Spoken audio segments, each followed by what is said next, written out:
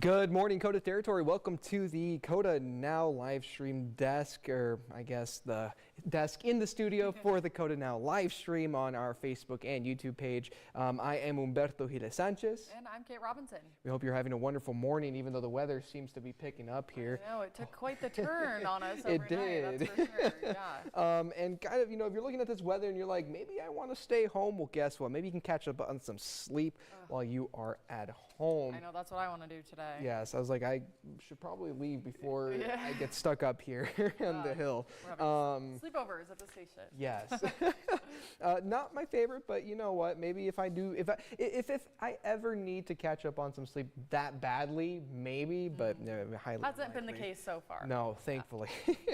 But kind of talk a little bit about how much sleep you actually need and kind of how to stay healthy while you in your sleeping habits. So first of all, really quick, some quick facts here. Something that we weren't able to talk about yesterday live on air is that most of us kind of spend a third of our lives sleeping, which is really interesting to kind of think about, where you're just sleeping most of the time and then the other time you're awake either working or after you're done working you have like a little bit of time to actually, yes. But hey, you know, it's nice to know that a third of our lives we're doing something that actually is healthy for us. But unfortunately, a lot of us sleep a little bit less than the amount we need a day. So a lot of us sleep less than 8 hours a night. And kind of talking about those hours, you know, depending on the age demographic, you might need a little bit more sleep, especially for those who are younger. We're looking at like we're looking at early childhood development here. So we're talking about teens, preteens, toddlers, and even if you're like in your early 20s, then sleep is actually still fairly, I mean, it's not that sleep is not important, but you still kind of, it still has a huge effect on how you're developing, how your brain continues to develop until it unfortunately stops developing and kind of starts to go the other way. But anyways, so yeah, so if you are in your early 20s, anywhere from early 20s downward to toddler, then you would need a little bit more sleep. If you are older, the older you get, the less sleep you actually need. So kind of a good baseline is people 65 and older are able to kind of function on a little bit less than 7 to 9 hours of sleep a day. So hey, I guess the older you get, the more time you have to party for yourself, right? Yeah, that's right. Yeah, I definitely notice the days when I get a little not enough sleep. You know, I feel sluggish and tired, and you know, even as much caffeine as as we drink, especially with this job, you know, it can be hard to feel like. It can be hard to feel rested, hard to feel awake, especially when like the term, you know, catching up on sleep isn't necessarily true. Like once you've lost that amount of sleep, you can't necessarily get it back. No, and something that's interesting is, you know, I like that you brought up that term, catching up on sleep, right? Because no matter, once you lose that sleep, you have to really try hard to even attempt to catch up, because it's not a matter of catching up on the hours. It's a matter of catching up on the quality of sleep that you get, because at the end of the day, if you sleep 10 hours a day but you get bad quality of sleep, it's not going to be that healthy for you in the long run. In fact, it's going to probably have the complete opposite of it. But yeah, so really quickly, sleep quality over quantity. There was a study that says once people either dip into less than 6 hours of sleep or get more than 9 hours on average, the risk of health problems inch up. This means that you could sleep a lot of hours, but if you don't get good quality of sleep, well, then you're going to feel tired and not well rested, and that's when problems start to kind of rise in your health. But how much sleep should we get on average, right? Well, usually somewhere between the National Sleep Foundation kind of recommends that adults between 26 and 64 get between 7 to 9 hours of sleep, and people who are 65 and older can get slightly less, and then young people between 16 to 25 can get a little bit more. So we're looking at that, you know, we're looking at 7 to 9 hours, maybe for 16 to 25, maybe a little bit on the range of 8 to 10 hours. And for those who are 65 and older, maybe a little bit, you know, 6 to 8 hours of sleep, which isn't necessarily bad. But getting good quality sleep is important. And kind of really quickly, another myth that I was reading through, which was completely shocking. I don't know if you have ever heard this. I definitely have, yeah, and it's interesting to find out that women don't need any more sleep than men. That's for sure. Yeah, and it's false. Yeah, so women don't need more sleep than men, but women do tend to sleep a lot less than men. So they sleep a lot less on average than men, just because various health factors, a constant change of hormones throughout the month and stuff like that. But it just that definitely impacts, and that's why a lot of the time that's actually kind of where the myth began, was like, oh, because they have these hormone changes, they don't need that much, right? But that's false. Which is really cool to see. It's cool to see that it doesn't matter who you are, getting that sleep, you can sleep as much as anybody else. Right, and if you're having trouble sleeping or sleeping maybe too much, when do you know to seek help? What can you do? Well, what are some ways? Yeah, I was gonna say, if you see that you're constantly waking up tired, or if you're feeling just in a bad mood all the time, if you get the good quality of sleep, 7 to 9 hours of sleep every day, and you still feel tired and you still feel like you don't want to get up, then you should probably check in with your primary care provider to make sure that it's not something else. Because as much as you try, there's only so much you can do before you kind of have to be like, oh, maybe I should go check it. Maybe I should go check in with a doctor to see if I'm okay or not. But kind of talking about sleep, let's talk about somewhere where somebody ends up sleeping, which is usually in a house or in an apartment. But that's right. Yeah, we're talking about why the springtime, why right now would be a bad time to buy a house. There are a lot of reasons. There are a lot of reasons that it might be appealing to look into buying a house right now. The weather is warming up, makes it easy to move. Makes it easy to kind of travel, especially if you're crossing state lines or got a bit of an hours-long drive. You don't want to do it in weather like this. I was going to say, you talked about warming up, and it's just funny. For sure. Like, oh, boy. But yeah, a reason that you don't want to buy a house in the springtime here, especially in South Dakota, it can be a big struggle. May through July, when housing inventory is lower, prices are higher, and that competition is fierce, which can lead to bidding wars. Now, a spring market surge, which happens typically from March to May, it's usually the busiest time for home buyers, which increases the market and the inventory value. So if there's low inventory but a high demand, those prices are going to go up and up, causing those bidding wars, which definitely means if you're going in for a house at the price that it maybe is listed, if someone else is also getting in on that action, the price is going to go up and up until somebody obviously wins it out. So if you're wanting to buy that house in the spring, you definitely have that where more towards the winter, when less people are looking to move, there's less competition in the area. And that means you might have a better chance of getting that cheaper price on the house. Like I said, increased competition.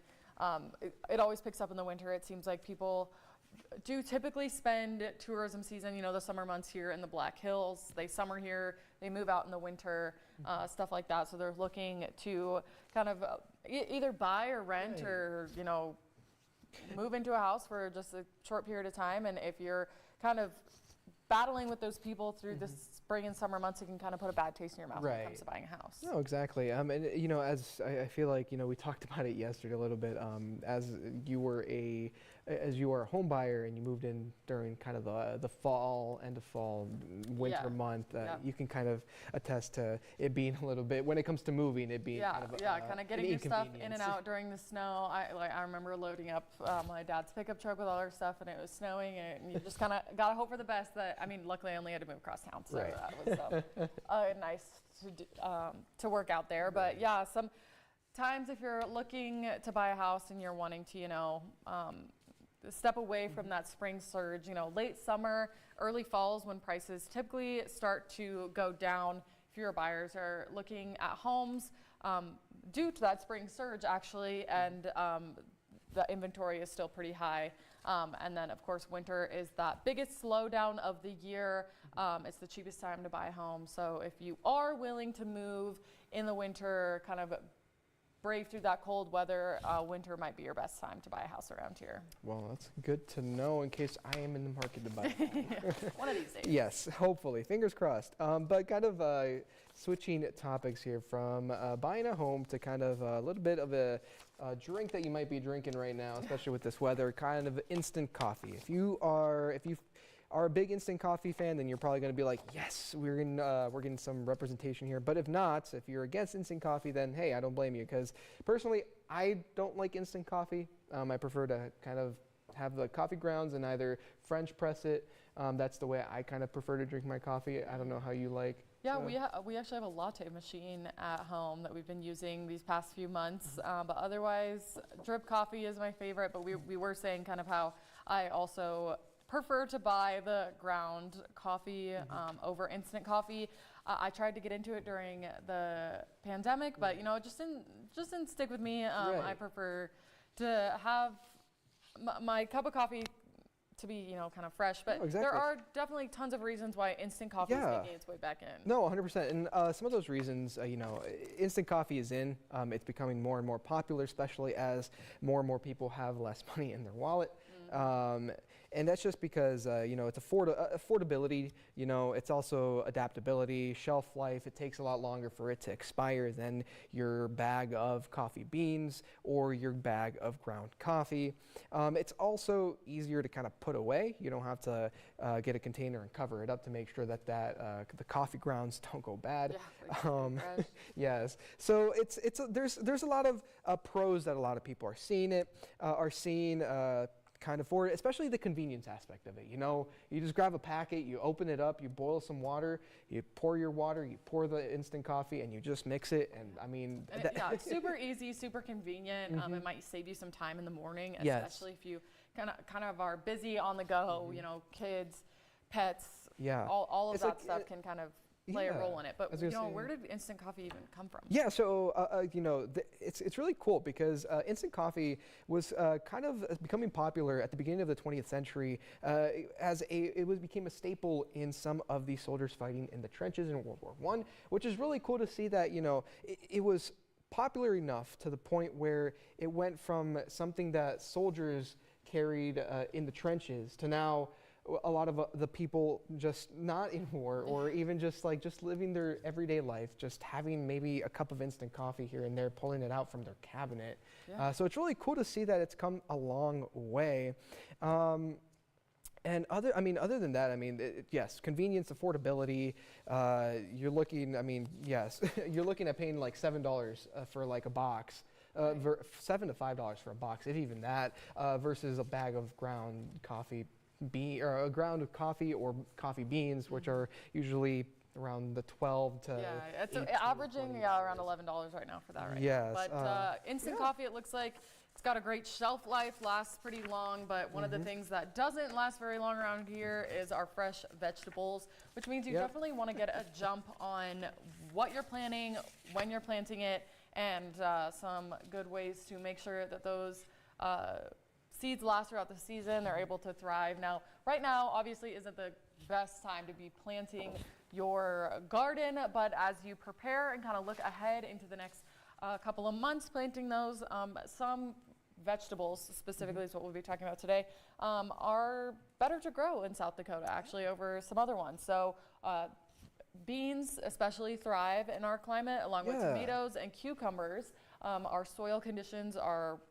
great for those, and some squash and other herbs as well. We were talking about a couple weeks ago, both of us had catnip that kind of struggled to grow. Turns out our soil isn't very accommodating to that kind of plant. Yeah, so check, especially when it comes to your soil around here. Although some of these might be best to grow in the area, check your soil before you plant, because that does definitely plays a role. If it's all about the pH level of your soil. Some seeds are better off in like higher pH levels, some lower pH levels. So definitely check that before you start to plant, I guess, before we continue with this. Like some things that will struggle to grow no matter where you are in the city are things like blueberries, strawberries, and even some typically fruits that grow from the ground that are a little bit more difficult to find. But if you're looking to grow those, it's actually better to kind of start growing them in a heat-controlled environment in your house and then move them outside once they kind of have those roots grown in, and they're looking a little bit lively.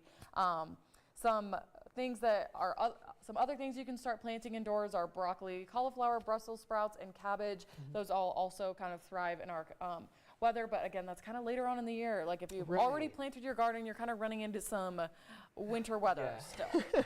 Well, I mean, you know, I'm excited for this this season. I know a lot of my, you know, because I live in an apartment, I have to grow stuff indoors ahead of time, and then, you know, as the weather gets warmer, I can take them outside a little bit into my patio and kind of make sure they get all that sunlight and stuff like that. Well, but they've been growing really well. I mean, I got a pepper plant like last year, and it's still giving me Thai chili peppers, which is insane, and I wasn't expecting it. So I forgot where I got it, but to the place that I got it, thank you, because it's still giving me peppers today. Yeah, I'm excited to this year. We're gonna plant some snap peas and maybe some lettuce for ourselves, and hopefully our dogs won't get in there. Yes, really quickly, I didn't know this about snap peas, but you kind of they're kind of like a vine. They kind of grow on a vine. Didn't know that. I have a big snap pea plant now that doesn't have anywhere to cling on to, so now I got to find like a stick or something to get it. It'll take over wherever they are. So yeah, you got to watch out for stuff like that. Yes. Tomatoes are the same way. So if you're looking